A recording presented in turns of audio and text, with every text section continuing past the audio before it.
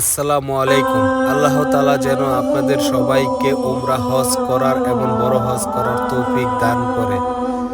আপনারা যারা আমার চ্যানেলটি এখনো সাবস্ক্রাইব করেনি এখনই সাবস্ক্রাইব করে দেন এবং শেয়ার করে দেন।